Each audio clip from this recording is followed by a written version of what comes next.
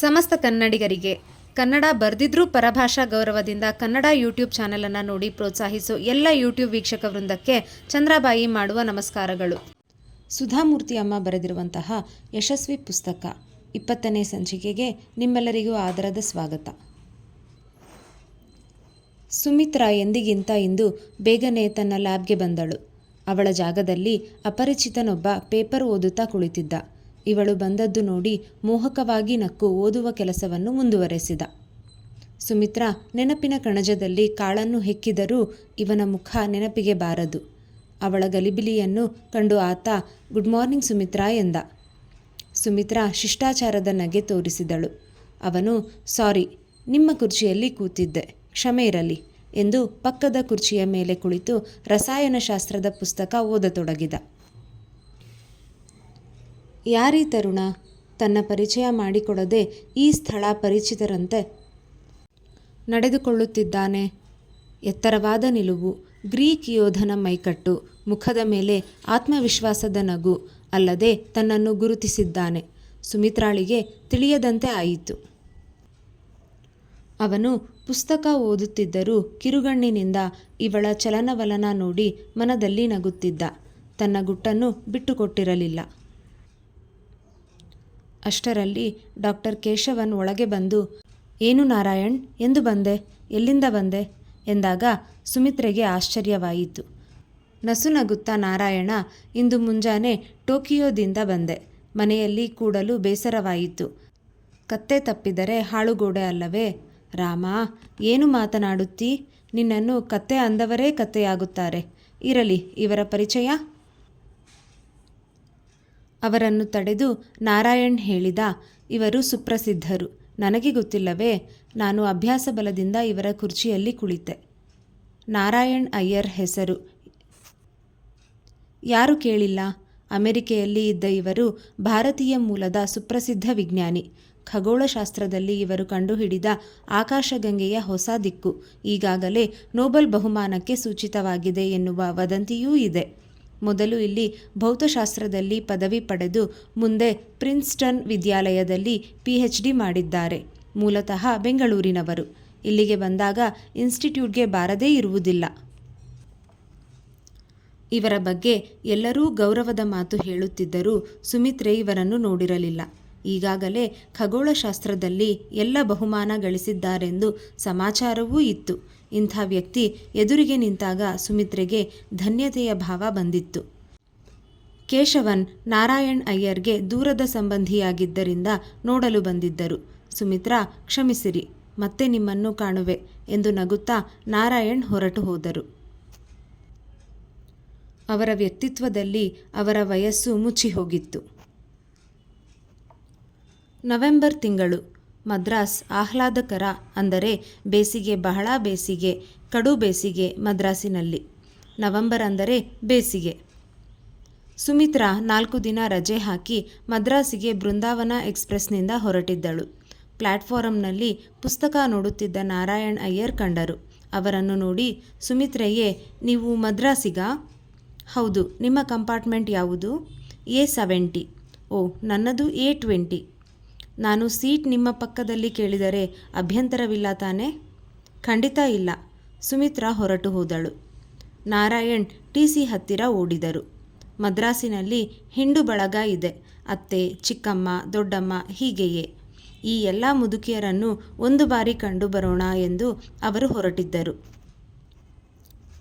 ಮದ್ರಾಸಿನ ಪ್ರವಾಸವೇನೋ ಸುಖಕರವಲ್ಲ. ಅಲ್ಲದೆ ಈ ಹಿರಿಯರು, ಅಯ್ಯೋ ಕಣ್ಣ, ನಿನಗೆ 35 ವರ್ಷ ಶ್ರಾವಣಕ್ಕೆ ಆಯಿತಲ್ಲೋ, ಇನ್ನು ಮದುವೆ ಬೇಡವೇ? ರಾಶಿ ರಾಶಿ ಗಳಿಸುತ್ತೀಯಾ? ಆ ಹಣ ಏನು ಮಾಡಬೇಕು? ಮಗು, ಅಮೆರಿಕೆಯ ಬಿಳಿಯ ದೊರೆಸಾನಿ ಏನಾದರೂ ಇದ್ದಾಳೆಯೇ? ಹೀಗೇಕೆ ಮದುವೆ ಮುಂದೂಡುತ್ತೀ? ಹೀಗೆ ಒಂದೇ ಸಮನೆ ಕೊರೆಯುತ್ತಾರೆ. ಆದರೆ ನಿಜವಾದ ಸಂಗತಿ ಅದಾಗಿರಲಿಲ್ಲ. ಹೋದ ಹೊಸತರಲ್ಲಿ ಕೇವಲ ವಿದ್ಯಾಭ್ಯಾಸವೇ ಗುರಿ ಎಂದು ನಾರಾಯಣ್ ಮದುವೆಯ ಕಡೆಗೆ ಗಮನ ಕೊಡಲಿಲ್ಲ. ಸುತ್ತಲಿನ ವಾತಾವರಣ ಗಮನಿಸದೆ ಖಗೋಳಶಾಸ್ತ್ರದಲ್ಲಿ ಮುಳುಗಿ ಹೋಗಿದ್ದರು. ನಂತರ ಆ ದೇಶದಲ್ಲಿಯ ಸ್ತ್ರೀ ಪುರುಷರ ನಡುವಣ ಸಂಬಂಧ ನಮ್ಮ ದೇಶದ ಕಟ್ಟುಪಾಡಿನಂತೆ ಗಟ್ಟಿಯಾಗಿರದೆ ಅವರ ವೈಯಕ್ತಿಕ ಪಾತಳಿಗೆ ಇದ್ದುದು ಕಂಡರು. ನಾರಾಯಣ ಸುಂದರ, ಅನೇಕ ಸಂಶೋಧನೆಯಿಂದ ಗಳಿಸಿದ ವಿಷಯ, ಆತ್ಮವಿಶ್ವಾಸ, ತರುಣ ವಯಸ್ಸು. ಅಲ್ಲದೆ ಅವರೇನು ವಿಶ್ವಾಮಿತ್ರರಲ್ಲ. ತೇಜಸ್ವಿಯಾದ ವಿಶ್ವಾಮಿತ್ರನಿಗೆ ಸಹಿಸಲು ಅಸಾಧ್ಯವಾದ ಸಂಯಮ ಇವರಿಗೆ ಏಕೆ ಬಂದೀತು? ಆದರೆ ಅವರ ಸಂಬಂಧ ಯಾವ ಸ್ತ್ರೀಯೊಡನೆ ಬಹಳ ದಿನ ತಾಳಿರಲಿಲ್ಲ. ಈ ವಿಚಾರವನ್ನು ಅವರು ಮನೆಯಲ್ಲಿ ಯಾರಿಗೂ ಹೇಳಿರಲಿಲ್ಲ. ಇಲ್ಲಿಯ ಮೌಲ್ಯಗಳೇ ಬೇರೆ, ಅಲ್ಲಿಯ ಮೌಲ್ಯಗಳೇ ಬೇರೆ. ಒಂದು ಜಗತ್ತಿನ ಮೌಲ್ಯದಿಂದ ಇನ್ನೊಂದು ಜಗತ್ತಿನ ಮೌಲ್ಯವನ್ನು ಅಳೆಯಲಾಗದು. ಮದುವೆಯ ಪ್ರಶ್ನೆ ಬಂದಾಗ ನೋಡಿದರಾಯಿತು. ಯಾರನ್ನು ಮದುವೆಯಾಗಬೇಕು? ಇದೊಂದು ಯಕ್ಷ ಪ್ರಶ್ನೆ. ಅವನ ಸ್ನೇಹಿತ ಡಾಕ್ಟರ್ ರಾಘವೇಂದ್ರನ ಪತ್ನಿ ಸದಾಕಾಲವೂ ತಿಂಡಿ ತೀರ್ಥದಲ್ಲಿಯೇ ಮುಳುಗಿರುತ್ತಾಳೆ. ಗಂಡನ ಯಾವುದೇ ಸಂಶೋಧನೆಗಳಿಗೆ ಅವಳಲ್ಲಿ ಆಸಕ್ತಿಯೇ ಇರಲಿಲ್ಲ. ನಾರಾಯಣ ಅಂಥ ಪತ್ನಿಯ ನೆನಪಾಗಿ ನಡುಗಿ ಹೋದ. ಡಾಕ್ಟರ್ ಅಭಯನ ಪತ್ನಿ ಸುಂದರಿ, ಆದರೆ ಅವಳ ವೇಳೆಯೆಲ್ಲ ಶೃಂಗಾರಕ್ಕೆ ಮೀಸಲಾಗಿತ್ತು. ಸದಾಕಾಲವೂ ಮೇಕಪ್ನಲ್ಲಿ ಇರುತ್ತಿದ್ದಳು. ಇನ್ನೊಬ್ಬ ಸ್ನೇಹಿತ ಡಾಕ್ಟರ್ ಚೆಲುವ ಅಯ್ಯಂಗಾರಿ ಪತ್ನಿ ರೀಟಾ ಕ್ರಿಶ್ಚಿಯನ್ನಳು. ಮನೆಯಲ್ಲಿ 2 ದೇವರು, 2 ಹಬ್ಬ, ಮಕ್ಕಳಿಲ್ಲ. ಬಂದ ಅತಿಥಿಗಳೂ ಗಲಿಬಿಲಿಗೊಳ್ಳುತ್ತಿದ್ದರು. ಮನೆಯಲ್ಲಿ ದಿನವೂ ಕದನ. ಹಾಗಿದ್ದರೆ ಅವನ ಪತ್ನಿಯಾಗುವವಳು ಹೇಗಿರಬೇಕು? ಸುಂದರಿಯಾಗಿರಬೇಕು, ಆದರೆ ಬುದ್ಧಿವಂತಳಾಗಿರಬೇಕು. ತನ್ನ ಕೆಲಸವನ್ನು ಮೆಚ್ಚುವವಳಾಗಿರಬೇಕು, ಆಧುನಿಕಳಾಗಿರಬೇಕು, ತನ್ನ ಜಾತಿಯವಳಾಗಿರಬೇಕು. ಅಂಥ ಹುಡುಗಿಯನ್ನು ಎಲ್ಲಿಂದ ತರಬೇಕು?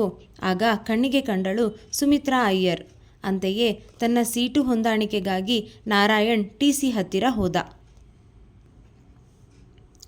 ಮದ್ರಾಸ್ ಸ್ಟೇಷನ್ ಬಂದಾಗಲೇ ಅವರಿಬ್ಬರಿಗೆ ತಾವು ಬಂದ ತಾಣದ ನೆನಪಾಯಿತು.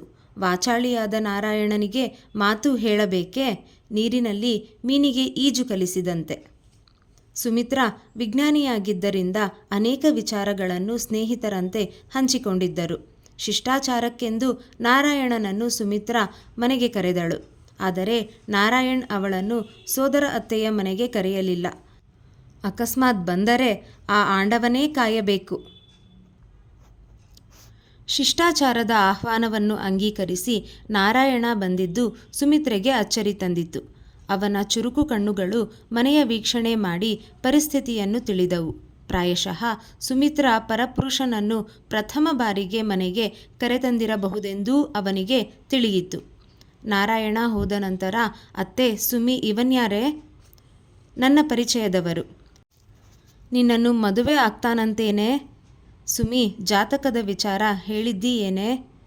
ಸುಮಿ, ಅವನ ಜಾತಿ ಯಾವುದೇ, ಗೋತ್ರ? ಈ ಪ್ರಶ್ನೆಗಳ ಮಾಲಿಕೆ ಅವಳನ್ನು ಬೆಚ್ಚಿ ಬೀಳುವಂತೆ ಮಾಡಿತ್ತು. ಈ ಕಲ್ಪನೆ ಅವಳಿಗಿರಲೇ ಇಲ್ಲ. ಮದುವೆ 3 ಅಕ್ಷರ ಮರೆತು ಹೋದಂತೆ ಆಗಿದೆ. ತಂಗಿಯರ ಮದುವೆಯೂ ಆಗಿದೆ. ಇಂಥದರಲ್ಲಿ ಈ ವಿಚಾರ ಏಕೆ? ಕೇವಲ ಒಬ್ಬ ಸ್ನೇಹಿತನು ಇನ್ನೊಬ್ಬರನ್ನು ಕರೆಯುವಂತೆ ಕರೆದಿದ್ದಳು. ನನಗೆ ಏನೂ ಗೊತ್ತಿಲ್ಲ, ನಾನು ಅವರನ್ನು ಏನೂ ಕೇಳುವುದಿಲ್ಲ ಎಂದು ಹೇಳಿ ಕಣ್ಣೀರು ಒರೆಸುತ್ತಿದ್ದಾಗ ವಿಷಾದದಿಂದ ನಿಂತ ತಂದೆಯನ್ನು ನೋಡಿದಳು. ನಾರಾಯಣ್ ಈ ಬಾರಿ ಕೆಲಸದ ಮೇಲೆ 3 ತಿಂಗಳು ಬಂದಿದ್ದರು. ಎಲ್ಲ ಹಳೆಯ ಸ್ನೇಹಿತರ ಮದುವೆಯಾಗಿತ್ತು. ಅದಕ್ಕೆ ಸ್ನೇಹಿತರು, ನಾಣಿ, ನೀನು ಕೆಲಸದಲ್ಲಿ ಸದಾ ಮುಂದು, ವರ್ಷಕ್ಕೆ ಅಷ್ಟೊಂದು ಪೇಪರ್ಸ್ ಬರೆಯುತ್ತೀ, ಆದರೆ ಸಂಸಾರದ ವಿಚಾರದಲ್ಲಿ ನಮ್ಮೆಲ್ಲರಿಗಿಂತ ಎಷ್ಟು ಹಿಂದೆ ಬಿದ್ದಿದ್ದೀಯಾ? ನಮಗೆ ಮಕ್ಕಳಾಗಿದ್ದಾರೆ.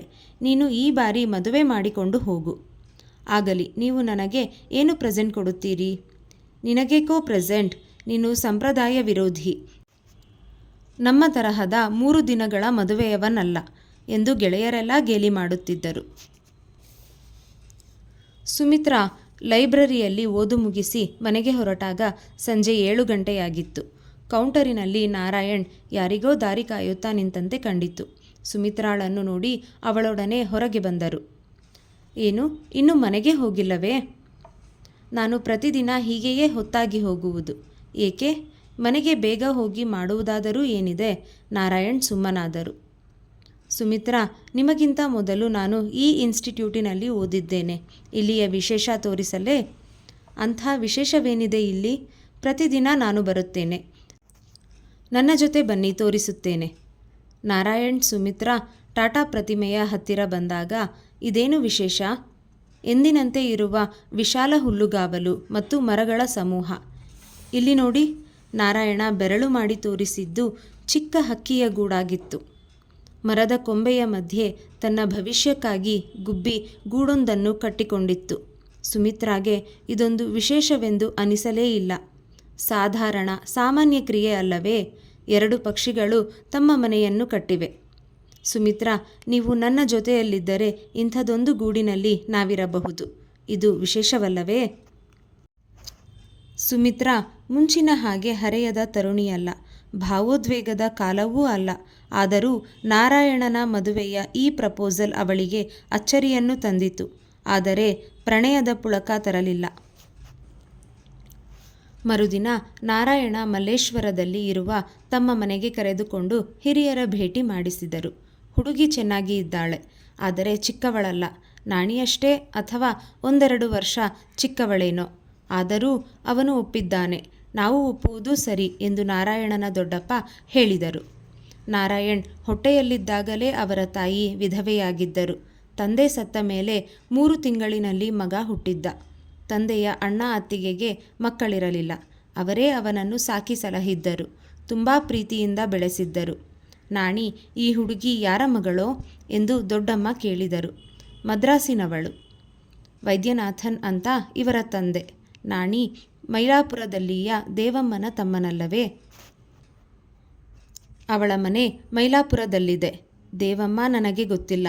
ನೀನು ಖಂಡಿತ ಈ ಹುಡುಗಿಯನ್ನು ಮದುವೆಯಾಗಕೂಡದು. ಯಾಕೆ ದೊಡ್ಡಮ್ಮ? ದೇವಮ್ಮ ನಮಗೆ ದೂರದ ಸಂಬಂಧಿ. ಇವಳ ಜಾತಕವೆಲ್ಲ ಹೇಳಿದ್ದಾಳೆ. ಏನದು? ಇವಳ ಗಂಡನಿಗೆ ಅಲ್ಪಾಯುಷ್ಯ ಇದೆಯಂತೆ. ನಾಣಿ, ನೀನು ಓದಿನಲ್ಲಿ ಮುಂದಪ್ಪ, ಆದರೆ ಇಂಥ ವಿಚಾರ ತಿಳಿಯುವುದಿಲ್ಲ. ಅಲ್ಲಿಯವರೆಗೆ ಸುಮ್ಮನೆ ಇದ್ದ ತಾಯಿ, ಅಯ್ಯೋ ಶಿವನೇ, ನಾಣಿ ಈ ಮದುವೆ ಕೂಡದು ಎಂದು ಅಳಲು ಶುರು ಮಾಡಿದರು. ನಾನಿದನ್ನೆಲ್ಲ ನಂಬುವುದಿಲ್ಲ. ನೀನು ಯಾಕೆ ನಂಬುತ್ತೀ? ನಾವು ಜಗತ್ತು ನೋಡಿಲ್ಲವೇ? ನಿನ್ನ ನಕ್ಷತ್ರ ತಂದೆ ಇದ್ದುದಕ್ಕೆ ತಂದೆಯನ್ನು ತಿಂದು ನೀನು ಹುಟ್ಟಿಲ್ಲವೇ? ದೊಡ್ಡಮ್ಮ ಇತಿಹಾಸ ತೆಗೆದರು. ನಿಜವಾಗಿಯೂ ನಾರಾಯಣನ ತಂದೆಗೆ ಕ್ಯಾನ್ಸರ್ ಆಗಿತ್ತು. ಆಗ ಗೊತ್ತಾಗಲಿಲ್ಲ. ಈ ಹಿರಿಯರು ನಾಣಿಯ ಜಾತಕದ ಮೇಲೆ ಲೀಲಾಜಾಲವಾಗಿ ಅದನ್ನು ಹೊರಿಸಿದ್ದರು. ಇದು ನಾರಾಯಣನಿಗೆ ದೊಡ್ಡಪ್ಪನಿಗೆ ತಿಳಿಯದ ವಿಚಾರವೇನಲ್ಲ. ನಾರಾಯಣ ಗಾಬರಿಯಿಂದ ಕಣ್ಬಿಟ್ಟ. ಆಗ ದೊಡ್ಡಮ್ಮ, ಹಾಗೇನು ನೋಡುತ್ತೀ? ನಿನ್ನ ದೊಡ್ಡಪ್ಪನಿಗೆ ಸೌಖ್ಯವಿಲ್ಲದಾಗ ನನ್ನ ಅಖಂಡ ಸೌಭಾಗ್ಯವತಿ ಜಾತಕ ನೋಡಿ ರೋಗಿಗೆ ಮದುವೆ ಮಾಡಿಲ್ಲವೇನು? ನೋಡು, ನನ್ನ ಅದೃಷ್ಟದಿಂದ ಹೇಗೆ ಬದುಕಿ ಉಳಿದರು. ತಾಯಿ, ಹೌದು ಮಗು, ದೊಡ್ಡಮ್ಮ ಹೇಳುವುದು ನಿಜ. ಸತ್ತ ಪತಿಯನ್ನೇ ತಿರುಗಿ ತರುವಂಥ ಸಾವಿತ್ರಿ ಜಾತಕದ ಹುಡುಗಿಯನ್ನು ಮದುವೆಯಾಗು. ನಾನಂತೂ ಹೀಗಾದೆ. ಈ ಮದುವೆ ಬೇಡ. ಇದು ಸಾಧ್ಯವಿಲ್ಲ. ನಾನು ಆಗಲೇ ಸುಮಿತ್ರಾಗೆ ಮಾತು ಕೊಟ್ಟಿದ್ದೇನೆ. ಯಾರಿಗೆ ಕೇಳಿ ಮಾತು ಕೊಟ್ಟೆ? ಅಯ್ಯೋ ಶಿವನೇ, ಚಿಕ್ಕವನಾಗಿದ್ದಾಗ ಇವನಿಗಾಗಿ ನಾವು ಏನು ಮಾಡಿಲ್ಲ? ನಾವು ಒಪ್ಪತ್ತು ಉಂಡರೂ ಇವನಿಗೆ 3 ಹೊತ್ತು ಊಟಕ್ಕೆ ಹಾಕಿಲ್ಲವೇ? ನಾಣಿ, ನೀನು ಅವಳನ್ನು ಮದುವೆಯಾದರೆ ಲಗ್ನದ ಮಂಟಪದಲ್ಲಿ ವಿಷ ತಿಂದು ಪ್ರಾಣ ಕಳೆದುಕೊಳ್ಳುತ್ತೇನೆ. ಸೂತಕದಿಂದ ಲಗ್ನ ನಿಂತು ಹೋಗುತ್ತದೆ. ತಾಯಿ ರೋಧಿಸತೊಡಗಿದರು. ನಾಣಿ, 35 ವರ್ಷ ಸಾಕಿ ಸಲಹಿದ ನಮಗಿಂತ 3 ತಿಂಗಳಿನಲ್ಲಿ ಈ ರೂಪಸಿ ಹೆಚ್ಚಾದಳೇನೋ? ದೊಡ್ಡಮ್ಮನ ಅಳು ತಾರಕಕ್ಕೆ ಏರಿತು. ನಾಣಿ, ನೀನು ಮದುವೆಯಾಗದಿದ್ದರೂ ಚಿಂತೆಯಿಲ್ಲ. ಈ ಹೆಂಗಸರ ಅಳು ಕೇಳಲಾರೆನಪ್ಪ. ನಿನ್ನ ಮದುವೆಯಿಂದ ನಮಗೆ ಬೇಕಾಗುವುದು ಶಾಂತಿ, ಸಮಾಧಾನ. ಈ ರೌದ್ರ ತಾಂಡವ ನೃತ್ಯ ಅಲ್ಲ. ನೀನು ತಿಳಿದವ, ಇನ್ನೇನು ಹೇಳಲಿ? ಆ ಹುಡುಗಿಗೆ 100 ಶಾಪ ಈಗಲೇ ಹಾಕುತ್ತಾರೆ. ಆ ಹುಡುಗಿಯ ಕ್ಷಮೆ ಕೇಳಿ ಈ ಪ್ರಕರಣ ಮುಗಿಸು. ಸಮಾಧಾನಿಯಾದ ದೊಡ್ಡಪ್ಪ ಅಂಗಲಾಚುತ್ತಾ ನಾಣಿಯ ಕೈಗಳನ್ನು ಹಿಡಿದರು. ತನ್ನ ಮನದ ಸಂತಸವನ್ನು ಸುಮಿತ್ರಾ ಯಾರ ಹತ್ತಿರ ಹಂಚಿಕೊಳ್ಳಬೇಕು? ಮನದಲ್ಲಿ ಒಂದು ಕ್ಷಣ ಅರವಿಂದನ ನೆನಪಾದರೂ ಅವಳು ಈಗ ಮರೆಮಾಚಿದಳು.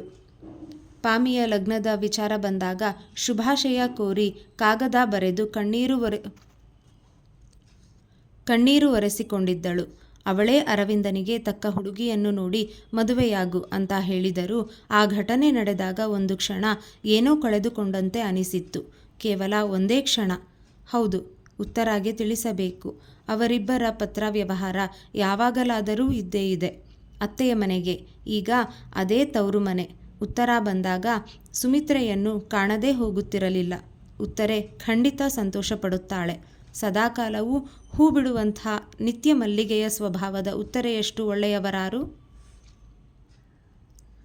ಸಂಪ್ರದಾಯ ವಿರೋಧಿ, ಮೂಲತಃ ವಿಜ್ಞಾನಿಯಾದ ಆತ ತನ್ನ ಜಾತಕವನ್ನು ಕೇಳದೇ ಇರಬಹುದು, ಕೇಳಿದರೂ ಅದರ ಫಲ ಕೇಳಿ ನಕ್ಕು ಬಿಡಬಹುದು. ಇಂಥ ಮನೋಭಾವದ ವಿಜ್ಞಾನಿಯಾದ ಪತಿ ನನಗೆ ಸಿಗಲಿದ್ದಾನೆ. ತಾನಿನ್ನೂ ಮಾಡುವ ಕೆಲಸ ಅಮೆರಿಕೆಯಲ್ಲಿಯೇ. ಅದೊಂದೇ ಕೊರತೆ, ಇಲ್ಲಿ ಇಷ್ಟೊಂದು ಹೆಸರು ಗಳಿಸಿ ತಿರುಗಿ ಅಲ್ಲಿಗೆ ಹೋಗಿ ಕೆಲಸ ಆರಂಭಿಸುವುದು. ಆದರೆ ಪ್ರತಿಯೊಂದಕ್ಕೂ ಅದರದೇ ಬೆಲೆ ಇದೆಯಲ್ಲ ಎಂದಳು ಸುಮಿತ್ರೆ. ಲ್ಯಾಬ್ ಕೆಲಸ ಮುಗಿಸಿದಾಗ ರಾತ್ರಿಯ 8 ಗಂಟೆಯಾಗಿತ್ತು. ಸುಮಿತ್ರಾಳ ಕಚೇರಿಯ ಕೊಠಡಿಯಲ್ಲಿ ನಾರಾಯಣ್ ಕುಳಿತಿದ್ದರು. ನಿನ್ನೊಡನೆ ಮಾತನಾಡಬೇಕು ಸುಮಿತ್ರಾ. ಅವನ ಮನಸ್ಸಿನ ದುಗುಡ ಕತ್ತಲಾದದ್ದರಿಂದ ಕಾಣುತ್ತಿರಲಿಲ್ಲ. ಮೌನವಾಗಿ ನಡೆಯುತ್ತಿದ್ದ ನಾರಾಯಣ್ ಈ ವಿಷಾದ ಸಮಾಚಾರ ಸುಮಿತ್ರಾಗೆ ಹೇಗೆ ತಿಳಿಸುವುದು? ಸುಮಿತ್ರಾ ಮಾತುಗಾತಿಯೂ ಅಲ್ಲ. ಸಂಕೋಚ ಅವರನ್ನು ಬಂಧಿಸಿತ್ತು. ಇಬ್ಬರೂ ಟಾಟಾ ಪ್ರತಿಮೆಯ ಬಳಿ ಬಂದರು. ಅಮೃತಶಿಲೆಯ ಹಾಸುಗಲ್ಲಿನ ಮೇಲೆ ಸುಮಿತ್ರಾ ಕುಳಿತಳು. ಸುತ್ತಲೂ ನಿಶ್ಶಬ್ದ. ಪ್ರತಿಮೆಯ ಹಿಂಬದಿಯ ಮರಗಳು, ಹೊಳೆಯುವ ನಕ್ಷತ್ರಗಳು ಸಾಕ್ಷಿಯಾಗಿ ನಿಂತಿವೆ. ನಾರಾಯಣ್, ನೀವು ನಮ್ಮ ತಂದೆಯವರನ್ನು ಎಂದು ಕಾಣುತ್ತೀರಿ? ಸುಮಿತ್ರಾ, ನಾನೊಂದು ಕೆಟ್ಟ ಸಮಾಚಾರ ಹೇಳಬೇಕು. ನೀವು ನನ್ನನ್ನು ಕ್ಷಮಿಸಿಬಿಡಿ. ಈ ಮದುವೆ ನಡೆಯಲು ಸಾಧ್ಯವಿಲ್ಲ. ಸುಮಿತ್ರಾ ಉತ್ತರಿಸಲಿಲ್ಲ. 2 ದಿನಗಳಿಂದ ಕಟ್ಟಿದ ಸುಂದರ ಸೌಧ ಉರುಳಿ ಬೀಳುತ್ತಲಿದೆ. ಸುಮಿತ್ರಾಳ ಮೌನವನ್ನು ನೋಡಿ ನಾರಾಯಣ ಅಧೀರನಾದ. ಸುಮಿತ್ರಾ, ನನ್ನನ್ನು ಕ್ಷಮಿಸಿಬಿಡಿ. ಶಿಲೆಯಂತೆ ನಿಶ್ಚಲಳಾಗಿ ಕುಳಿತ ಅವಳ ಬಳಿ ಬಂದ. ದೂರ ಸರಿದು ನಿಲ್ಲಿ, ಕಾಠಿಣ್ಯದಿಂದ ಹೇಳಿದಳು ಸುಮಿತ್ರಾ. ಪ್ರತಿಕ್ಷಣ ಕತ್ತು ಹಿಸುಕುತ್ತಿರುವಂತಹ ಮೌನ. ಸುಮಿತ್ರಾ, ಇದರಲ್ಲಿ ನನ್ನ ತಪ್ಪೇನೂ ಇಲ್ಲ. ನಮ್ಮ ಮನೆಯಲ್ಲಿ ಹಿರಿಯರ ರಾದ್ಧಾಂತಕ್ಕೆ ಎಣೆಯೇ ಇಲ್ಲ. ನನಗೆ ಅದು ಗೊತ್ತಾಗಿದೆ. ನನ್ನ ಜಾತಕದ ವಿಚಾರ. ನೀವು 10 ವರ್ಷ ಅಮೇರಿಕೆಯಲ್ಲಿ ವಿಜ್ಞಾನದಲ್ಲಿ, ಅದೂ ಖಗೋಳಶಾಸ್ತ್ರದಲ್ಲಿ ಮುಂದುವರಿದ ಸಂಶೋಧನೆ ಮಾಡಿದವರು. ಈ ಜಾತಕ ನಂಬುತ್ತೀರಾ? ಇಲ್ಲ ಸುಮಿತ್ರಾ, ಆದರೆ ನಾನೊಬ್ಬನೇ ಮಗ. ಹೀಗಾಗಿ ಹಿರಿಯರು ಯಾವುದಕ್ಕೂ ರಿಸ್ಕ್ ಬೇಡ ಅನ್ನುತ್ತಾರೆ. ಖೇದದಿಂದ ನಕ್ಕಳು ಸುಮಿತ್ರಾ. ನೀವು ಯಾವ ಬಹುಮಾನ ಪಡೆದರೆ ಏನು? ಗ್ರಹಗಳು ಜೀವನದ ಗತಿಯನ್ನು ಬದಲಿಸುತ್ತವೆ ಎಂದು ಒಳಗೇ ನೀವು ನಂಬುತ್ತೀರಿ. ಅದಕ್ಕೆ ರಿಸ್ಕ್ ಎನ್ನುವ ಪದ ಉಪಯೋಗಿಸುತ್ತೀರಿ. ನಾರಾಯಣ ಸುಮ್ಮನಾದ. ನೀವೆಂಥ ವಿಜ್ಞಾನಿಗಳು? ಮುಂದಿನ ಪೀಳಿಗೆಗೆ ನಕ್ಷತ್ರ ನಮ್ಮಂತೆ ಗ್ರಹ ಎಂದು ಖಗೋಳಶಾಸ್ತ್ರದ ಎಳೆಯೆಳೆಯನ್ನು ಕ್ಲಾಸಿನಲ್ಲಿ ಬಿಡಿಸಿ ಹೇಳಿ ನಂತರ ಜಾತಕ ನಂಬುತ್ತೀರಿ. 2 ಮೌಲ್ಯಗಳ ಗೋಮುಖ ವ್ಯಾಘ್ರ. ನಾರಾಯಣ್, ನೀವು ಮಹಾಸ್ವಾರ್ಥಿ. ಅವಳ ನೇರವಾದ ಕಟು ಮಾತಿಗೆ ನಾರಾಯಣ್ಗೆ ಕೋಪ ಬಂದಿತ್ತು. ಇಂದಿನವರೆಗೆ ಅವನನ್ನು ಎಲ್ಲರೂ ಹೊಗಳುತ್ತಿದ್ದರು. ಯಾರೂ ಮುಖತಃ ತೆಗಳಿರಲಿಲ್ಲ. ನೀವು ನನ್ನ ಸ್ಥಳದಲ್ಲಿ ಇದ್ದರೆ ಏನು ಮಾಡುತ್ತಿದ್ದಿರಿ? ನಿಮ್ಮಂತೆ ಮೊದಲು ಸುಳ್ಳು ಆಶ್ವಾಸನೆ ಕೊಟ್ಟು ಬೇರೆಯವರ ಮನದ ಜೊತೆ ಆಡುತ್ತಿರಲಿಲ್ಲ. ನಾರಾಯಣ್, ಮನಸ್ಸು ಎಂದರೆ ನಯವಾದ ಜೇಡಿಮಣ್ಣು, ಭಾವನೆ ಅದರಲ್ಲಿ ಮೂಡುವ ಹೆಜ್ಜೆ. ಸುಮಿತ್ರಾ ಎದ್ದು ನಿಂತಳು. ನಾರಾಯಣ್ ಅವಳ ಹಿಂದೆ ಬಂದರು. ನೀವು ನನ್ನೊಡನೆ ಬರಬೇಡಿ. ಇದು ಭಾರತ. ನಿಮ್ಮೊಡನೆ ಹೀಗೆ ರಾತ್ರಿ ಬಂದದ್ದೇ ತಪ್ಪು. ಇನ್ನು ಮುಂದೆ ಇಂಥ ಯಾವ ತಪ್ಪುಗಳೂ ಬೇಡ. ಸುಮಿತ್ರಾ ಕತ್ತಲಲ್ಲಿ ಕರಗಿ ಹೋದಳು. ಮನೆಯನ್ನು ಸೇರಿದ ಕೂಡಲೇ ಅದು ಮಿಟ್ಟ ದುಃಖ ಕೋಡಿಯಾಗಿ ಹರಿಯಿತು.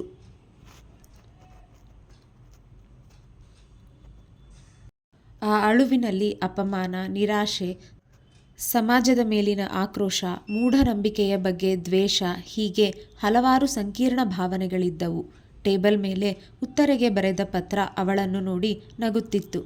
ಆ ಕಾಗದವನ್ನು ಸುಮಿತ್ರಾ ಹರಿದು ಹಾಕಿದಳು. ಚಿನ್ನದ ಅಕ್ಷರಗಳಿಂದ ಹೊಳೆಯುವ ಹೊಸ ಪುಸ್ತಕ ರಸಾಯನಶಾಸ್ತ್ರ ದುಃಖಿಸುತ್ತಿತ್ತು ಎಂದು ಸುಮಿತ್ರೆಗೆ ಅನಿಸಿತು.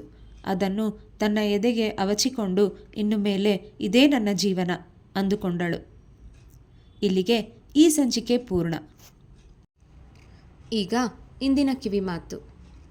ಬದುಕಿನಲ್ಲಿ ಅತೀ ಕಠಿಣ ಪರೀಕ್ಷೆಗಳು ಬರುವುದು ಒಳ್ಳೆಯ ಸಮಯ ಬರಲು ಕಾಯುವ ತಾಳ್ಮೆಯನ್ನು ಕಲಿಸಲು. ಧನ್ಯವಾದಗಳು. ರಾಧೇ ಕೃಷ್ಣ.